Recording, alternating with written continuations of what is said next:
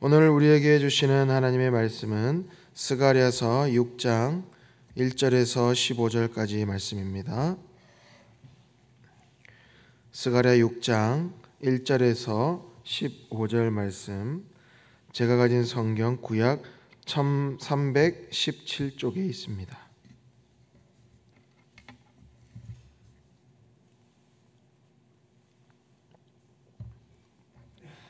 우리 이 말씀을 한 목소리로 같이 읽습니다. 내가 또 눈을 들어 본즉 내 병거가 두 산 사이에 나오는데 그 산은 구리 산이더라.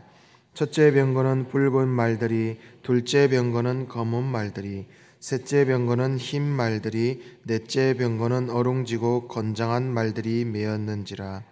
내가 내게 말하는 천사에게 물어 이르되 내 주여 이것들이 무엇이니까 하니, 천사가 대답하여 이르되 이는 하늘의 내 바람인데 온 세상의 주 앞에 서 있다가 나가는 것이라 하더라. 검은 말은 북쪽 땅으로 나가고 흰 말은 그 뒤를 따르고 어룽진 말은 남쪽 땅으로 나가고 건장한 말은 나가서 땅에 두루 다니고자 하니, 그가 이르되 너희는 여기서 나가서 땅에 두루 다니라 하매 곧 땅에 두루 다니더라. 그가 내게 외쳐 말하여 이르되 북쪽으로 나간 자들이 북쪽에서 내 영을 쉬게 하였느니라 하더라. 여호와의 말씀이 내게 임하여 이르시되 사로잡힌 자 가운데 바빌론에서부터 돌아온 헬데와 도비야와 여다야가 스바냐의 아들 요시아의 집에 들어갔나니, 너는 이날에 그 집에 들어가서 그들에게서 받되 은과 금을 받아 면류관을 만들어 여호사닥의 아들 대제사장 여호수아의 머리에 씌우고 말하여 이르기를, 만군의 여호와께서 이같이 말씀하시되 보라, 싹이라 이름하는 사람이 자기 곳에서 돋아나서 여호와의 전을 건축하리라.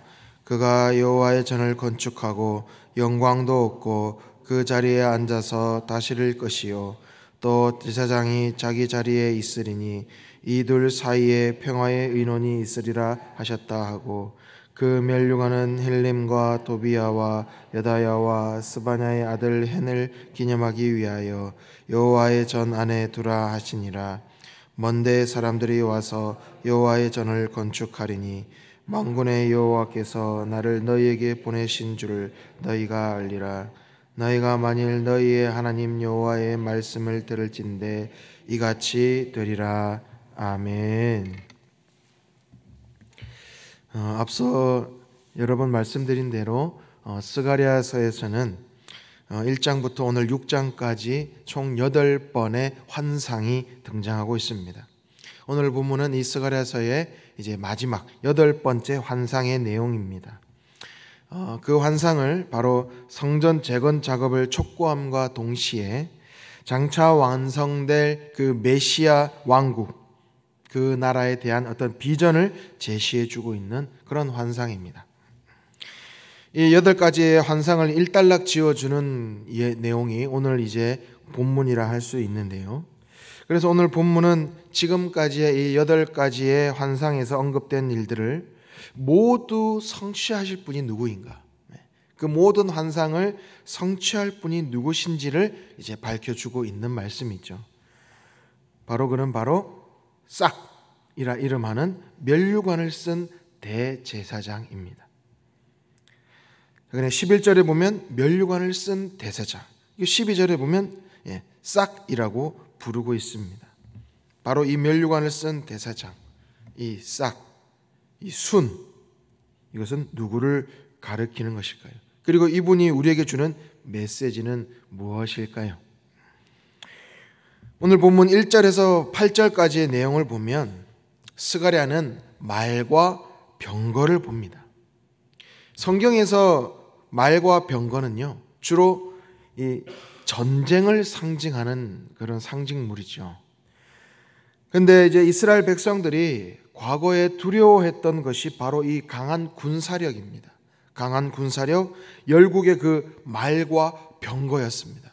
왜냐하면 그것들에 의해 점령당했거든요. 그것들에 의해서 정복을 당했거든요. 그러니까 항상 그 마음에 그런 것들이 두려움에 있는 겁니다. 그런데 마치 하나님께서 이 말과 병거의 환상을 보여주시면서 이 스가랴를 통해서 이렇게 말씀하시는 겁니다. 내가 친히 싸울 것이다. 이 환상을 통해서 하나님께서 내가 친히 싸울 것이다. 내가 나의 명예를 위해서 너희를 위해 싸울 것이다. 이것을 이 환상을 통해서 우리에게 보여주고 계신 것입니다. 이스라엘이 과거에 무너진 이유는 결국에는 하나님보다 그 열국들, 여러 주변의 강대국들을 하나님보다 더 두려워했기 때문에 결국에는 무너진 것입니다. 그러나 이제는 하나님께서 영들을 보내어 그 열국들을 심판하시고 다시는 그들이 일어나지 못하게 하시는 그 내용이 바로 오늘 이 환상에 담겨 있는 것입니다. 하나님께서 우리와 싸우신다는 거죠. 여러분, 미국이 처음 어떻게 시작됐는지 혹시 아십니까? 미국이 원래는 영국에 속해 있지 않았습니까?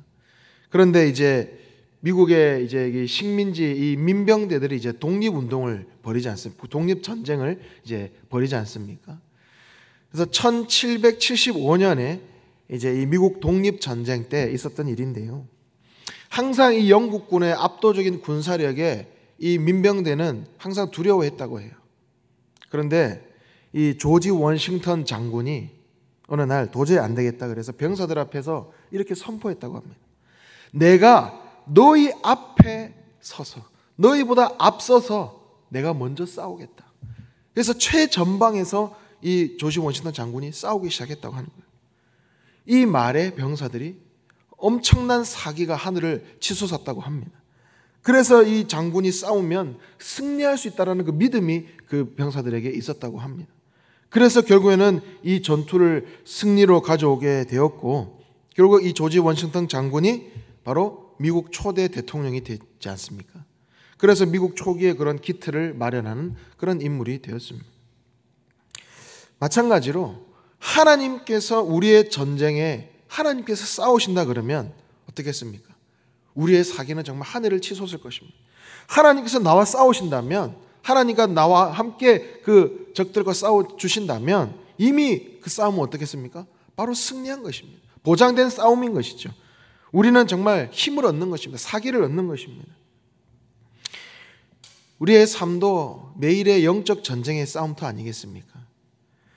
눈에 보이는 어떤 칼과 창의 싸움이 아니라 가정의 문제, 우리의 마음의 문제, 또 건강의 문제, 또는 어떤 신앙의 어떤 시련의 시간들, 또 영적인 그 죄와의 싸움, 매일매일 영적 전쟁터에 살아가고 있는 우리의 이 삶 가운데 하나님께서 오늘도 우리에게 말씀하시는 겁니다.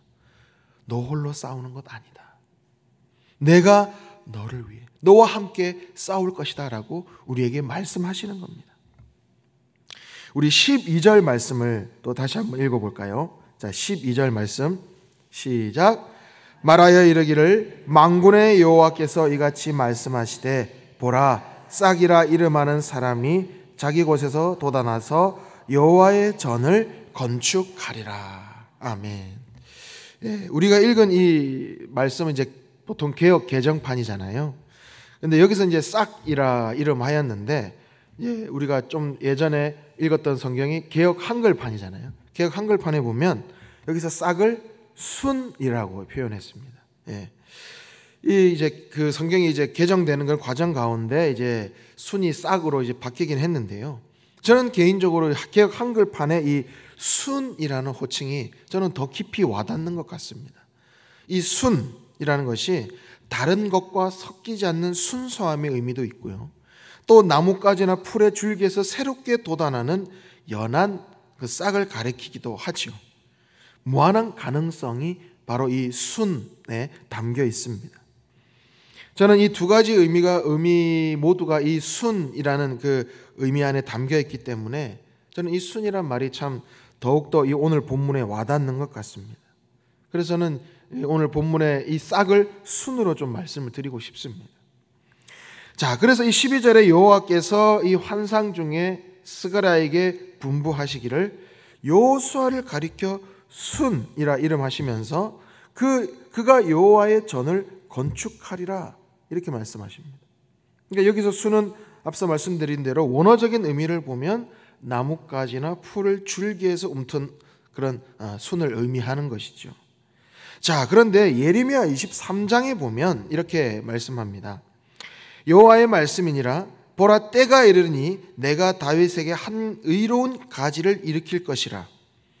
그가 왕이 되어 지혜롭게 다스리며 세상에서 정의와 공의를 행할 것이며 그의 나라의 유다는 구원을 받겠고 이스라엘은 평안히 살 것이며 그의 이름은 여호와 우리 공의라 일컬음을 받으리라. 이 메시지를 주셨거든요. 그러니까 바로 이 메시지는 메시아 예언과 관련된 말씀입니다. 그러니까 이 예레미야서에서 이야기하는 가지, 또 오늘 스가랴 본문에서 말씀하시는 순, 이것은 공통된 그 메시아를 가리키는 것이죠. 다시 말해 이 순이란 이름은 메시아를 가리키는 그 칭호 중에 하나다라는 것입니다. 이스라엘의 역사를 보면 주전 586년에 예루살렘은 망하게 됩니다. 그로 인하여서 다윗의 왕조를 하나의 어떤 나무라고 표현했을 때 그 당시에 다윗의 왕조는 톱에 베인 나무처럼 구루터기만 남은 그런 나무와 같은 그런 모습이었습니다. 그런데 그 구루터기에서 새로운 순, 새로운 싹, 새로운 순이 탁 이제 돋아 나는 그것을 우리에게 보여주고 계신 것입니다. 그래서 이 다윗의 후손으로 나타나실 이 메시아로 인해서 이 왕국이, 이 하나님의 나라가 다시 건설되어질 것이다. 그것을 말씀하시는 것이죠. 그러니까 여호와께서 이 사실을 예언하기 위해서 대제사장 여호수아에게 면류관을 씌우시고 그 이름을 순이라 이름하게 하신 것입니다. 그러니까 바로 이것이 바로 이 순이 바로 예수 그리스도를 의미하는 것입니다. 이 순이란 근데 처음 여러분 어떻습니까? 처음에는 너무 작아요. 너무 연약해 보입니다. 그냥 조금만 손대면 막 부러질 것 같고 연약해 보입니다. 그런데 그 안에는 놀라운 생명력이 있습니다. 무한한 가능성이 있습니다.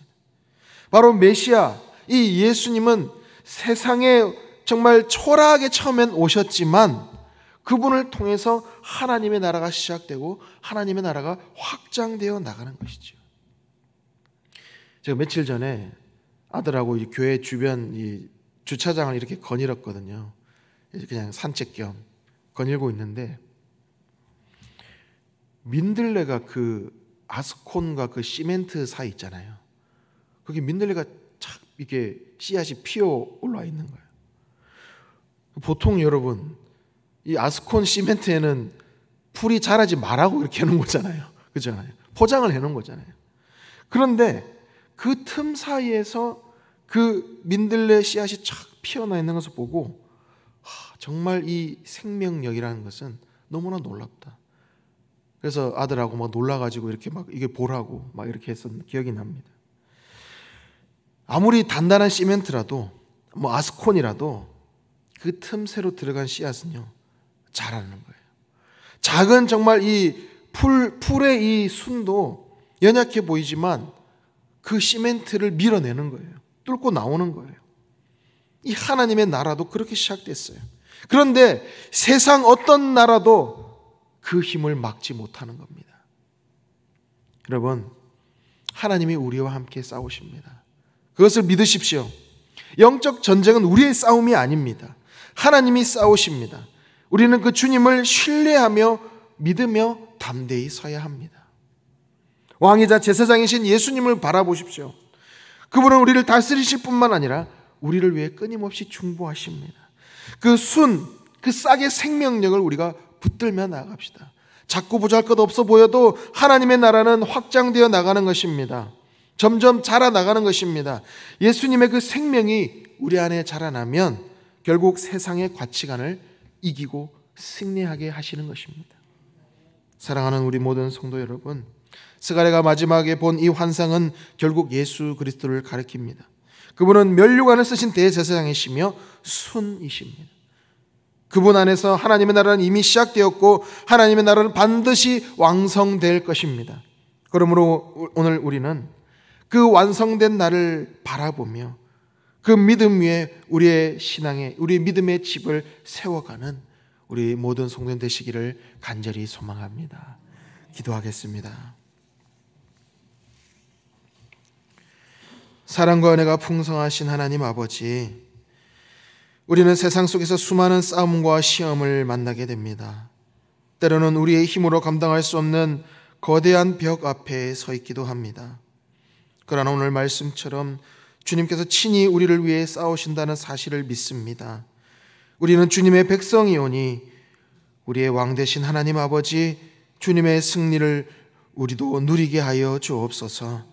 하나님, 우리의 마음과 삶이 주님께서 평안히 거하실 수 있는 거룩한 처소가 되길 원합니다.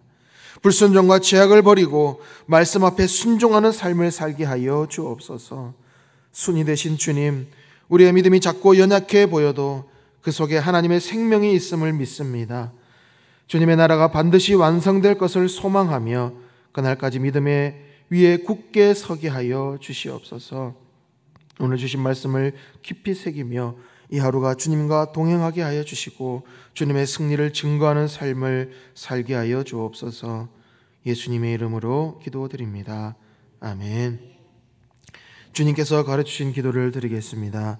하늘에 계신 우리 아버지, 아버지의 이름을 거룩하게 하시며 아버지의 나라가 오게 하시며 아버지의 뜻이 하늘에서와 같이 땅에서도 이루어지게 하소서.